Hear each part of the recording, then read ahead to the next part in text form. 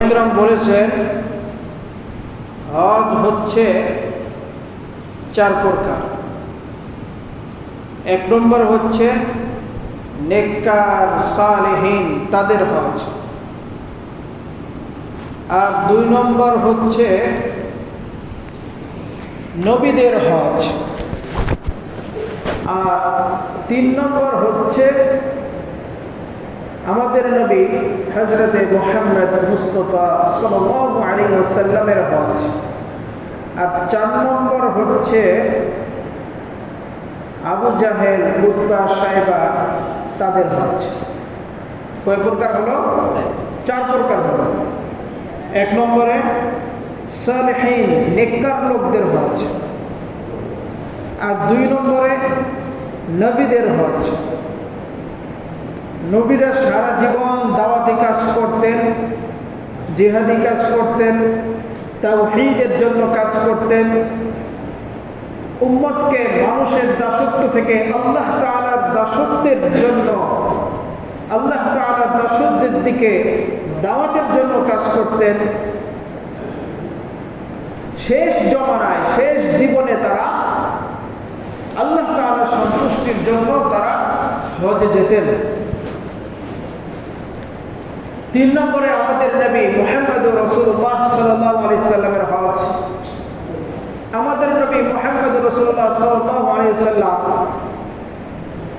10ম হিজরিতে তিনি হজ করেছেন, যেই হজটি মুসলমানদের মাঝে বিদায় হজ নামে পরিচিত, এবং বিভিন্ন বইতে আমরা পড়ে থাকি বিদায় হজের ভাষণ, বিদায় হজের শিক্ষা আমরা পড়ে থাকি।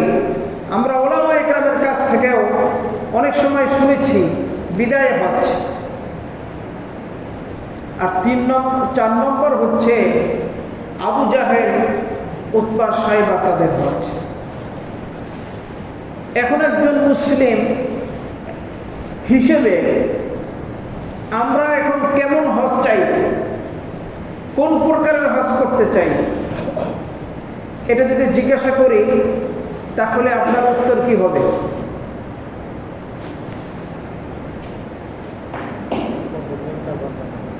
কার মতন হজ চাই? নবীদের মতন হজ, নাকি নেককার সালেহীনদের মতো হজ, নাকি হযরত মুহাম্মদ রাসূলুল্লাহ সাল্লাল্লাহু আলাইহি সাল্লামের মতো হজ, নাকি আবু জাহেলের মতন হজ? কার মতন? হযরত মুহাম্মদ রাসূলুল্লাহ সাল্লাল্লাহু আলাইহি সাল্লামের মতন হজ আমরা করতে চাই। তাহলে হাদিসে তো অবশ্যই উল্লেখ আছে যে নবী সাল্লাল্লাহু আলাইহি সাল্লাম যখন হজে গিয়েছেন কিভাবে গিয়েছেন, এবং তিনি তার এই হজ, এই মহান একটি ইবাদত, যেটা ফরজ ইবাদত, এইটা তিনি কিভাবে পালন করেছেন, সাহাবাগণ তার সাথে কিভাবে পালন করেছেন। যদি মুহাম্মদ রাসূলুল্লাহ সাল্লাল্লাহু আলাইহি সাল্লামের তরিকায় হজ করতে চাই যে তার হজের ন্যায় তিনি যে পদ্ধতি হজ করেছেন সেইভাবে আমার হজটা আদায় হোক, তাহলে আমাকে কি করতে হবে? এই সম্পর্কে আমাকে জানতে হবে।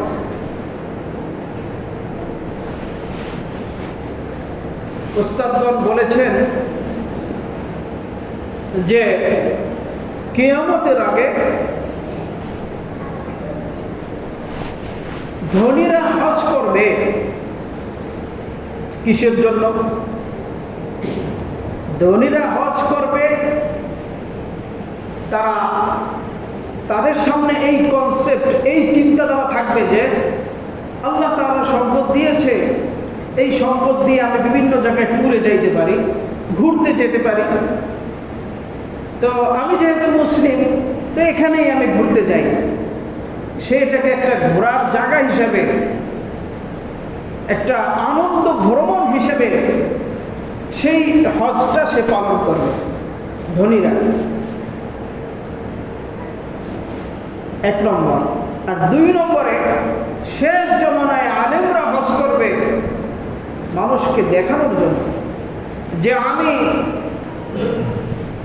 5 বার হজ করেছি, 10 বার করেছি, 52 বার করেছি,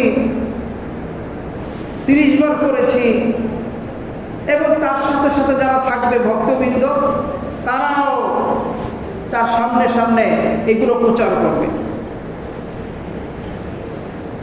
3 নম্বর, মধ্যবিত্ত যারা। কিয়ামতের আগে মধ্যবিত্তর শ্রেণী যারা, তারা হজ করবে ব্যবসা বাণিজ্যের জন্য। হজ যাবে, হজে গিয়ে সেখান থেকে বিপুল পরিমাণের সামান সে কিনে আনবে ব্যবসার উদ্দেশ্যে। 4 নম্বরে, কিয়ামতের আগে যারা গরিব লোক, তারা হজে যাবে ভিক্ষাবৃত্তির উদ্দেশ্যে, ভিক্ষার জন্য। এই জন্য আমার হজটা কেমন হওয়া চাই? আগে নিয়ত সহি করতে হবে। তো সম্মানিত হাজরিন, হজে যারা যেত, এরা আবার কয়েকভাবে আমরা হজে যাই। নবী সাল্লাল্লাহু আলাইহি সাল্লামের জমানায় কোরআনে সূরা হজের ভিতরে উল্লেখ আছে, ওয়া আলা কুল্লি দামিরি ইয়াতিনা মিন কুল্লি ফাজ্জিন আমিক, যে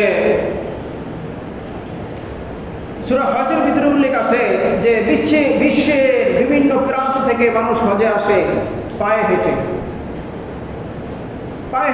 এক সময় মানুষ হজে যাইত পায়ে হেঁটে, এবং এই জন্য তাকে প্রায় 1 বছর আগে তার যাত্রা শুরু করতে হইত।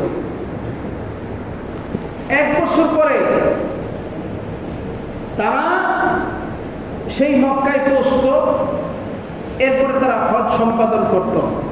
এই যাত্রার পথে অনেক মানুষ আবার মারাও যেত। এরপরে আসলো এই পায়ে হেঁটে যারা হজে যেত, ওই সময় থেকেই অনেকে বাহনে উঠে চড়ে, ঘোড়ায় চড়ে তারা হজে যাইত। এরপরে আসলো স্টিমারের যুগ। স্টিমারে মানুষ হজে যাইত, প্রায় 3 মাস 4 মাস লেগে যেত। তো এই সময়টা তারা আল্লাহ তাআলাকে ডাকত। নদী দিয়ে যখন স্টিমার চলত, বিশাল বিশাল ঢেউ, না জানি কখন এই স্টিমার বিপদের সম্মুখীন হইতে হয়, খারাপ আবহাওয়ার সম্মুখীন হইতে হয়। তো এই পুরা পথে, যাত্রা পথে তারা আল্লাহ তাআলাকে স্মরণ করত, এবং ওই স্টিমারের মধ্যে আলেম থাকতেন, আল্লাহ ভরা লোক থাকতেন, তাদের কাছ থেকে তারা দ্বীন শিখতেন, নিজেদেরকে তারা সংশোধন করতেন, এবং সেই মক্কায় পৌঁছে তারা জিলহজ মাসে হজ আদায় করতেন। এখন আমার যদি হজ আদায় করতে হয় নবী সাল্লাল্লাহু আলাইহি সাল্লামের তরিকায়, আমাকে কি করতে হবে? আমি মানুষের কাছে কোনো টাকা পয়সা পাই কিনা এটা হিসাব করতে হবে। এটা হিসাব না করলেও তেমন সমস্যা নাই, কিন্তু আমার কাছে লোকজন টাকা পয়সা পায় কিনা, আমার কাছে, আমি মানুষের কাছে ঋণী কিনা, আমি অমুকের থেকে লোন না নিচ্ছি কিনা, এগুলো আমার পরিশোধ করতে হবে। আমি কবে কাকে কষ্ট দিয়েছি তার কাছ থেকে মাপ চাইতে হবে, দাবি ছাড়িয়ে নিতে হবে। কোন দোকান থেকে আমি বাকি নিলাম, ওই বাকি পরিশোধ করছি না, এইগুলো আমার লেনদেন পরিষ্কার করতে হবে। আমার ছেলে সন্তান যারা আছে তাদের অধিকার আমি নষ্ট করেছি কিনা, নষ্ট করে থাকলে সেই অধিকার তাদেরকে দিয়ে দেওয়া কিংবা দায় ছাড়িয়ে নেওয়া।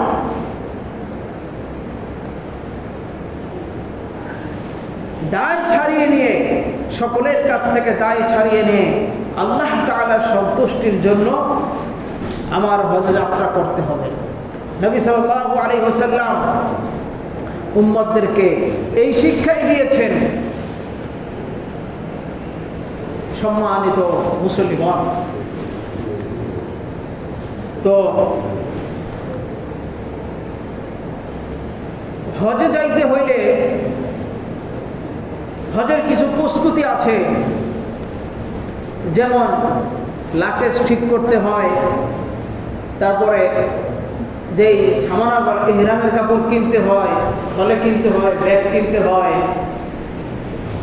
এই যে প্রস্তুতি, জাহেরি প্রস্তুতি, আমরা প্রস্তুতি বলতে এটা বুঝি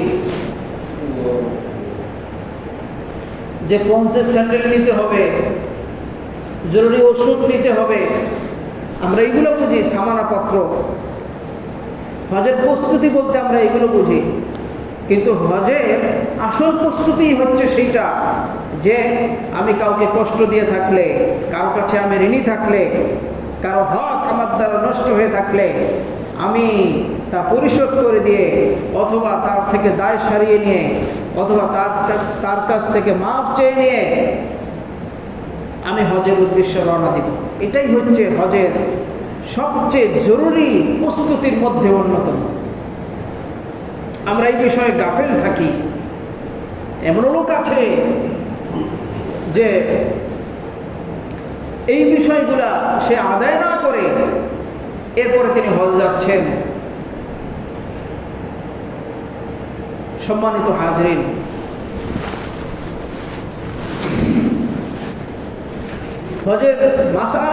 হজের মাসাইলগুলো আমাদের জানা জরুরি। যদি আমরা নবী সাল্লাল্লাহু আলাইহি ওয়াসাল্লামের ন্যায় যদি আমরা হজ করতে চাই, নবী সাল্লাল্লাহু আলাইহি ওয়াসাল্লামের হজ কীরকম ছিল তা জেনে আমাদেরকে হজ করতে হবে। আজকে যারা হজে যাচ্ছেন অধিকাংশ লোক হজের প্রস্তুতি বলতে ওই দ্বিতীয় নম্বরে যেটা বললাম, লাকেজ ঠিক করা, ইহরামের কাপড় কিনা, এরপরে ওষুধ, জরুরি ওষুধপত্র কিনা, এইগুলোই বুঝে। অথচ যারা হজ করেছেন আগে, অথবা যারা আলেম ওলামা আছেন, তাদের সান্নিধ্যে একটু গিয়ে বসে না যে আমি তো হজের নিয়ত করেছি, আমি কিভাবে হজ করতে পারি, আমি কি কি দোয়া কোন জায়গায় করতে পারি, আমি কোন জায়গায় কি আমল করতে পারি, আমি হজ করতে যাব, আমার জন্য কি কি নিষিদ্ধ, কি কি কাজ আমি করতে পারবো, কি কাজ আমি করতে পারবো না, এই সমস্ত বিষয়গুলো আমাদের জানার সময় হয় না। বরং কেউ যদি আমাদেরকে সতর্ক করে, ভাই আপনি এই বিষয়গুলো জেনে নেন, তখন সে মন্তব্য করে যে ভাই ও হবে না। কিন্তু মেরে ভাই, আমাদের জানতে হবে আল্লাহ সুবহানাহু ওয়া তাআলা বলেছেন, ওয়ালিল্লাহি আলান নাসি হিজ্জুল বাইতি মান ইসতাতাআ ইলাইহি সাবিলা ওয়া মান কাফারা ফা ইন্নাল্লাহা গনিয়্যুন আনিল আলামিন। যে মানুষের জন্য বাইতুল্লাহর হজ করা ফরজ, আল্লাহর জন্য, আল্লাহর সন্তুষ্টির জন্য মানুষের উপরে বাইতুল্লাহর হজ করতে যারা সক্ষম, তাদের উপরে বাইতুল্লাহর হজ, এই হজ ফরজ বিধান আদায় করা তাদের উপরে ফরজ। আর হজ করলে নবী সাল্লাল্লাহু আলাইহি ওয়াসাল্লাম কি ঘোষণা করেছেন? মান হাজ্জা লিল্লাহি ফালাম ইয়ারফুস ওয়া লাম ইয়াফসুক রাজা'a কায়াউমিন ওয়ালাদাতহু উম্মুহু। যে ব্যক্তি আল্লাহর সন্তুষ্টির জন্য হজ করলো, এই হজের মধ্যে কোনো অশ্লীল কাজ করলো না এবং কোনো প্রকারের গুনাহে লিপ্ত হলো না, সে এমনভাবে সে ফিরে আসলো কেমন যেন তার মা এইমাত্র তাকে জন্ম দিয়েছে। একটা শিশু যখন ভূমিষ্ঠ হয় তার কোনো গুনাহ থাকে না, সে একজন পবিত্র মানুষ থাকে। ঠিক তেমনিভাবে যখন হাজী সাহেব হজ করে আল্লাহর জন্য এবং এই হজের সফরে কোনো প্রকারের অশ্লীলতা তার দ্বারা না ঘটে এবং কোনো প্রকারের গুনাহ সে যদি না করে, সর্বপ্রকারের গুনাহ থেকে সে বেঁচে থাকে, তাহলে সে ওই একজন মাসুম বাচ্চা, একটা পবিত্র বাচ্চা যার গুনাহ নেই, মাত্র সে ভূমিষ্ঠ হয়েছে, ঠিক তেমন বেগুনাহ হয়ে সে বাড়িতে ফিরে আসে। এখন হজ বলতে আমরা কি বুঝি? ওলামা ইকরাম বলেছেন, নির্দিষ্ট সময়ে নির্দিষ্ট পদ্ধতিতে নির্দিষ্ট স্থান তথা বাইতুল্লাহর জিয়ারত করাকে এবং হজের যে আহকামগুলো রয়েছে সেগুলো আদায় করাকে আমরা হজ বলে জানি। সমস্ত উম্মত নবী করিম সাল্লাল্লাহু আলাইহি সাল্লাম থেকে এই পর্যন্ত যত মুমিন মুসলিম বান্দাগণ রয়েছেন সকলেই এই বিষয়ে সকলেই জানে, সকলেই একমত যে হজ একটি ফরজ ইবাদত। নবী সাল্লাল্লাহু আলাইহি সাল্লাম বলেছেন, বুনিয়াল ইসলাম আলা খামসিন, ইসলামের ভিত্তি কয়টা? 5টা। এর মধ্যে অন্যতম একটা ওয়া হাজ্জুল বাইতি মান ইসতাতা ইলাইহি সাবিলা, যে ব্যক্তি হজ্জে বাইতুল্লাহ করতে সক্ষম তার উপরে হজ ফরজ। এখন হজ ফরজ কার উপরে হয়? প্রশ্ন। 1 নম্বরে আমাদের জানতে হবে হজ জীবনে একবার ফরজ হয়। কয়বার? একবার।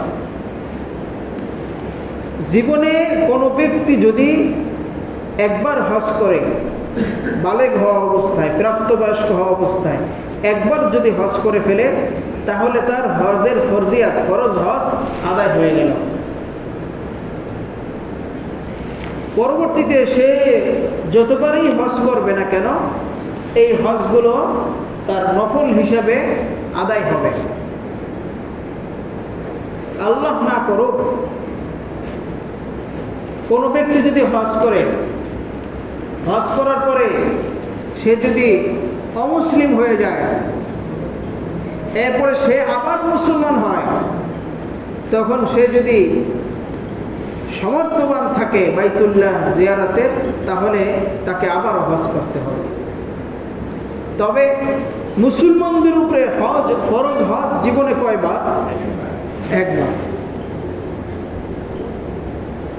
একবার যদি হজ করে ফেলে, এরপরে প্রথমবার যে হজটা করবে এই হজটা ফরজ হজ হিসেবে এটা কবুল, ফরজ হজ হিসেবে এটা আদায় হয়ে যাবে।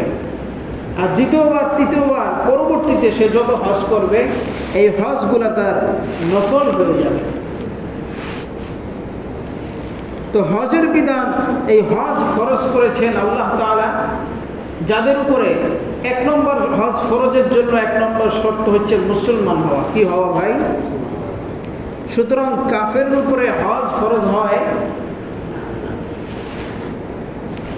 কাফের উপরে হজ ফরজ হয়। কাদের উপরে হয়? মুসলমানদের উপরে হজ ফরজ হয়।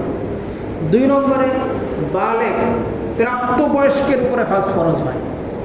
যারা অপ্রাপ্তবয়স্ক শিশু, তাদের উপরে আল্লাহ তাআলা হজ ফরজ করেন নাই। 3 নম্বরে সুস্থ বিবেক সম্পন্ন হইতে হয়। সুস্থ বিবেক সম্পন্ন ব্যক্তির উপরে হজ ফরজ হয় যদি শর্ত, অন্যান্য শর্ত পাওয়া যায়। তো হজ ফরজ হওয়ার জন্য একটা শর্ত কি? সুস্থ বিবেক সম্পন্ন হওয়া। সুতরাং যে সুস্থ বিবেক সম্পন্ন না, অর্থাৎ পাগল, পাগলের উপরে হজ ফরজ হয় না। 4 নম্বর শর্ত হচ্ছে স্বাধীন হওয়া। স্বাধীন, যারা কৃতদাস গোলাম, তাদের উপরে হজ ফরজ হয় না। এবং 5 নম্বর শর্ত হচ্ছে বাইতুল্লাহ জিয়ারতের, অর্থাৎ হজ করতে সমর্থবান হওয়া। হজ করতে সমর্থবান হওয়া। এখন এই সমর্থবান হওয়ার অর্থ কি? সমর্থবান হওয়া, যে ব্যক্তি হজ করতে সমর্থ রাখে তার উপরে কি হজ ফরজ। এখন এই সমর্থ রাখা, এই কথা বলতে আমরা কি বুঝি? সমর্থ রাখা,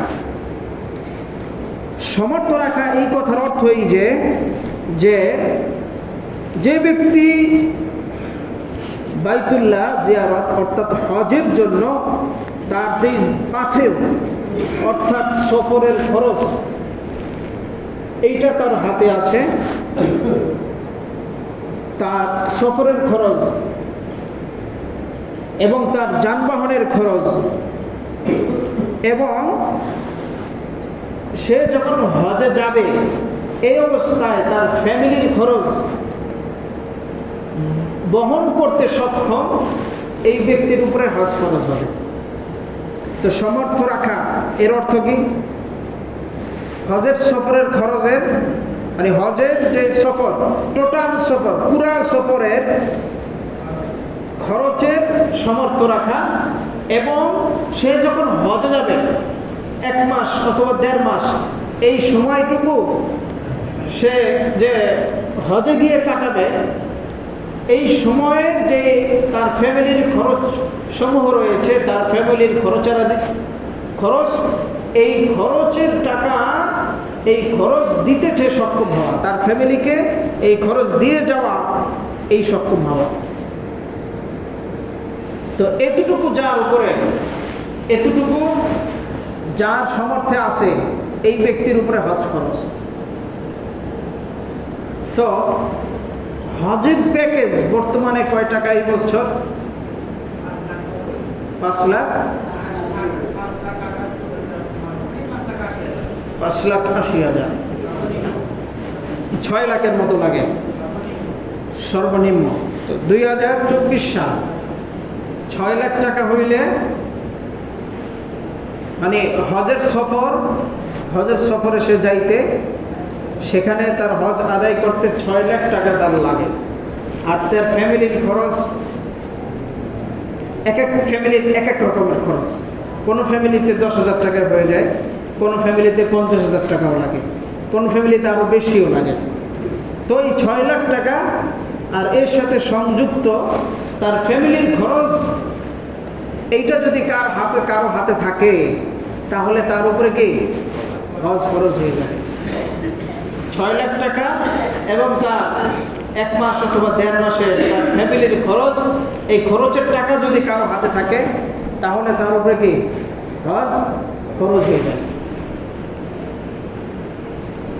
তো কোনো ব্যক্তির উপরে যদি একবার হজ ফরজ হয়, সে পরবর্তীতে যদি সে গরিব হয়ে যায়, তাহলেও ওই হজের ফরজিয়া তার থেকে রহিত হবে না। এই জন্য হজ যে বছর ফরজ হয়, ওই বছরে হজ আদায়ের জন্য কোশিশ তার করতে হবে। কারণ আগামী 2 বছর 3 বছর পরে যদি আপনি চিন্তা করেন যে এখন তো আমার উপরে হজ ফরজ হয়ে গেছে, আরও কিছু কাজ আছে, সেইগুলো আমি সারি, তারপরে হজ করব। আল্লাহ না করুন, যদি আপনার হায়াত শেষ হয়ে যায়, অথবা যে কোনো কারণে আপনার এই জমানো টাকাগুলো যদি নষ্ট হয়ে যায়, সেই ক্ষেত্রে তো আপনার থেকে এই হজের ফরজিয়াতের বিধান রহিত হবে না। আপনি গরিব হয়ে গেলেও এরপরও কি আপনার উপরে এই হজের ফরজিয়াতের বিধান থেকে যাবে। এই জন্যই যখনই যে বছর হজ ফরজ হয়, সেই বছরেই হজ আদায়ের জন্য তার চেষ্টা করতে হবে।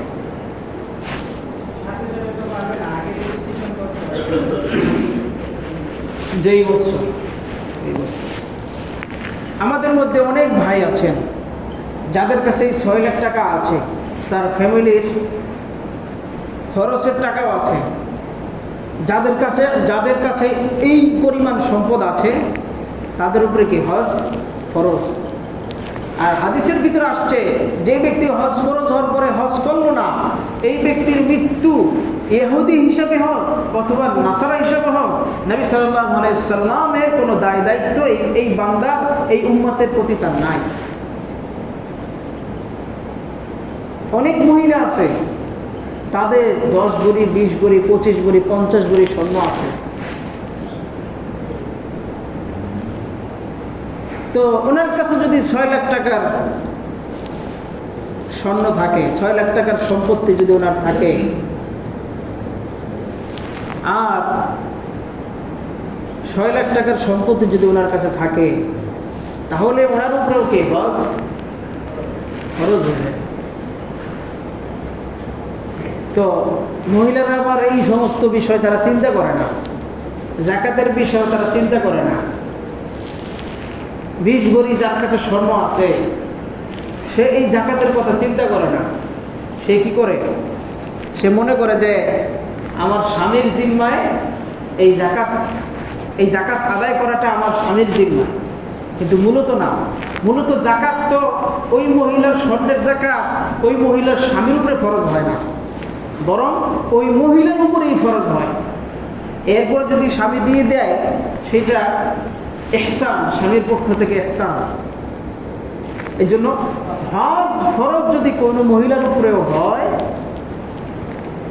এই সম্পত্তি এই 2024 সালের যে 6 লাখ টাকা সফরের খরচ, 6 লাখ, এতটুকু যদি থাকে কারো, তাহলে তার উপরে হজ ফরজ হয়ে যাবে। তো আমাদের মা বোন যারা আছেন বাসায়, তাদেরকে আমরা এই বিধান সম্পর্কে তাদেরকে আমরা জানিয়ে দিব। তারা তো আর এই মসজিদে জুমার দিন আসে, আপনাদের মতো আসে না। মাঝে মাঝে আপনারা বিভিন্ন দিনই মাহফিল শুনেন, যান, শুনতে যান, ওলামা ইকরামের সোহবতে যান। তাদেরকে যাওয়ার আর সুযোগ আছে বলেন? তারা তো যায় না। তো মহিলারা কাদের কাছ থেকে দিন শিখবে? মাহরামের কাছ থেকে দিন শিখবে, স্বামীর কাছ থেকে শিখবে, বাবার কাছ থেকে শিখবে, ভাইয়ের কাছ থেকে শিখবে, ছেলের কাছ থেকে শিখবে। যদি পুরুষরা এগুলা না বলে, তাদেরকে না জানায়, তাহলে তারা কোথা থেকে শিখবে এবং জানবে? সম্মানিত হাজিরিন, তো ফরজ হয়, হজ ফরজ হয়। হজ ফরজ হওয়ার জন্য যে শর্তগুলো আছে, 1 নম্বরে মুসলমানের উপরে হজ ফরজ হয়, কাফেরের উপরে হজ ফরজ হয় না। 2 নম্বরে বালেগ তথা প্রাপ্ত বয়স্ক ব্যক্তির উপরে হজ ফরজ হয়, নাবালেগ শিশু তাদের উপরে হজ ফরজ হয় না। 3 নম্বরে সুস্থ বিবেক সম্পন্ন ব্যক্তির উপরে হজ ফরজ হয়, পাগলের উপরে হজ ফরজ হয় না। আর 4 নম্বরে স্বাধীন ব্যক্তি অর্থাৎ কৃতদাস গোলাম নয় এমন ব্যক্তির উপরে হজ ফরজ হয়। আর 5 নম্বরে যে হজে যেতে সক্ষম, হজে যাওয়ার সামর্থ্য রাখে, তার উপরে হজ ফরজ হয়। আর হজে যাওয়ার সামর্থ্য রাখা বলতে আমরা কি বুঝি? যে হজের টোটাল খরচ, সফরের খরচের মালিক হওয়া, এবং হজে যে সে যাবে 1 মাস কিংবা 1.5 মাস, এই সময়ে তার ফ্যামিলির খরচ দিয়ে যাওয়ার সামর্থ্য রাখা, তাহলে তার উপরে কি হজ ফরজ হবে। সম্মানিত হাজিরিন, এখন হজ ফরজ হইল, হজ ফরজ হওয়ার পরে এই হজ তো আমাদের আদায় করতে হবে। এখন আদায়ের ক্ষেত্রে একটা ব্যক্তি যে হজ করবে, এই হজ আদায় করাটা কখন তার জন্য ওয়াজিব? একটা ব্যক্তির উপর হজ ফরজ হইল, এখন এই হজ আদায় করাটা তার জন্য কখন ওয়াজিব হবে, এই সম্পর্কে একটু আলোচনা। তো হজ আদায় করা তার উপরেই ফরজ হবে যে ব্যক্তি সুস্থ শরীরের অধিকারী। সুস্থ শরীর, শরীর কি আছে? সুস্থ আছে, তার উপরে হজ আদায় করা কি ওয়াজিব হয়ে যাবে।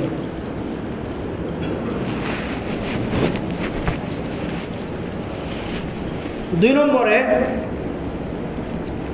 হজে যাওয়ার ক্ষেত্রে কোনো প্রতিবন্ধকতা না থাকা।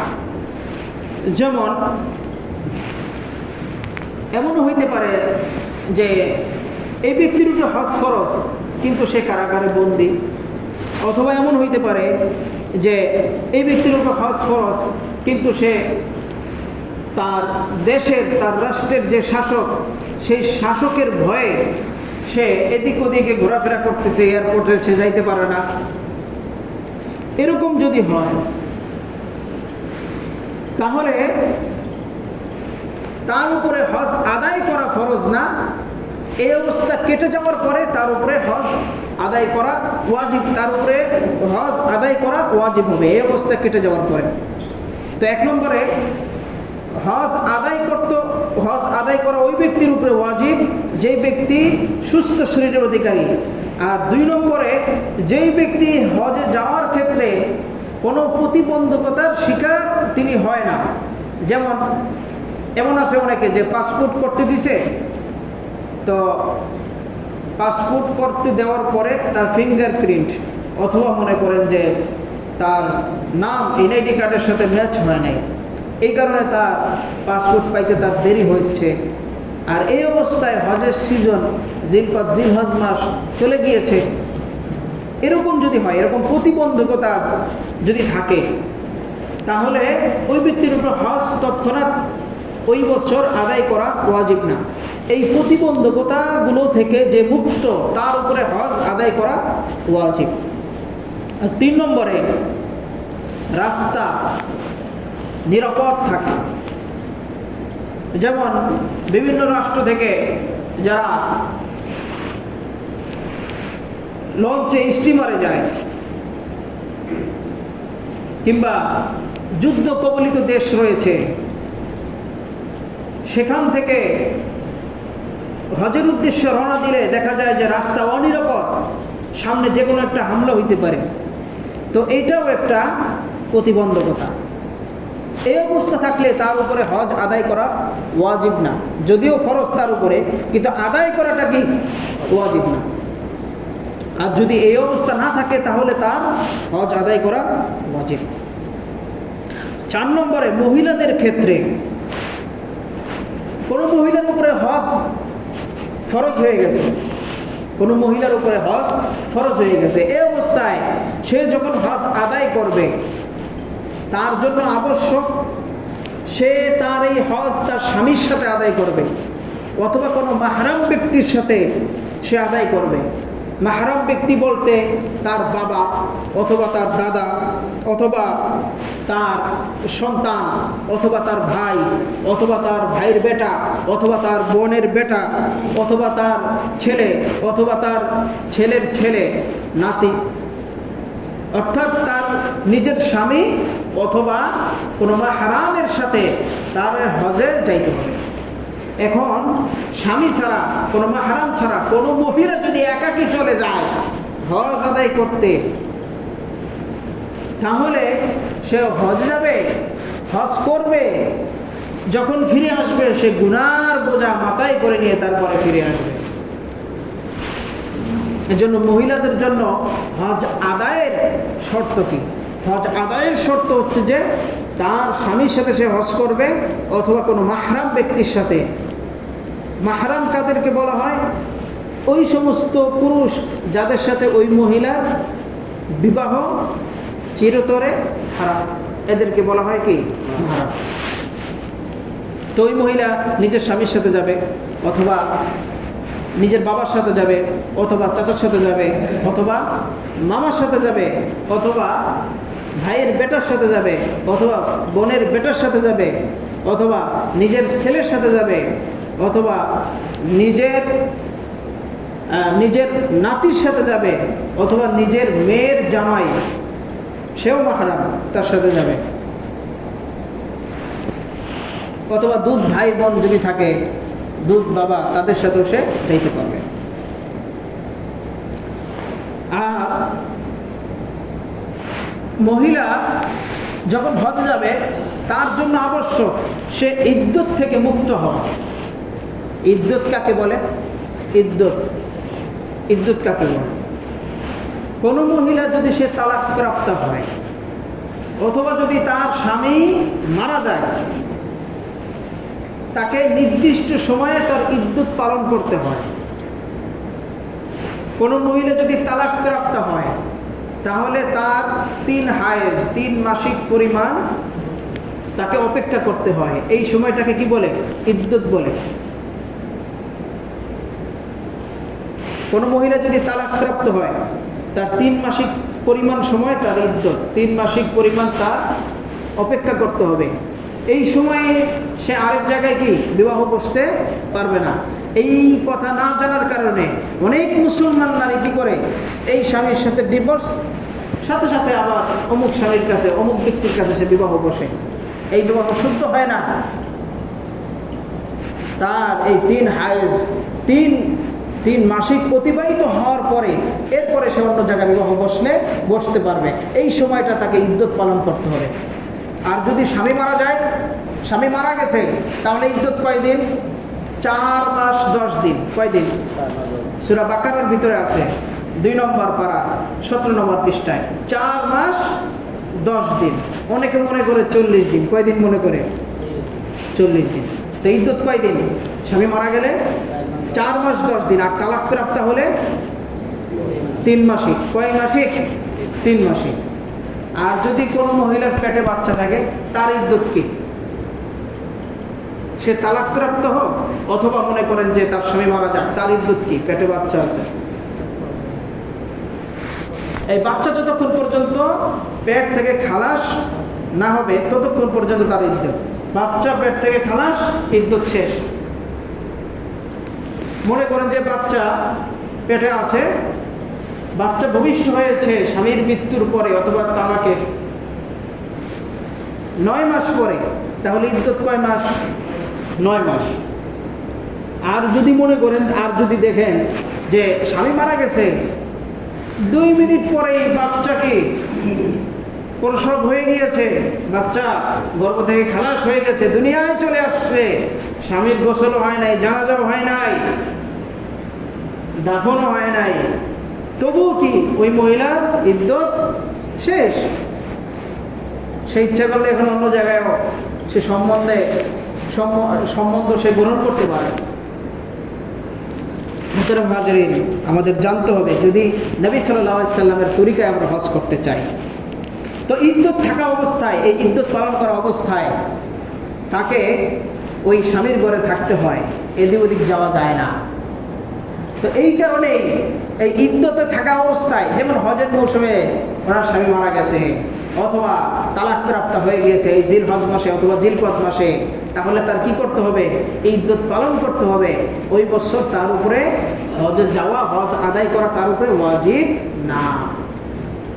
আল্লাহ তাআলা আমাদের সকলকে বোঝার তৌফিক দান করুন, আমিন।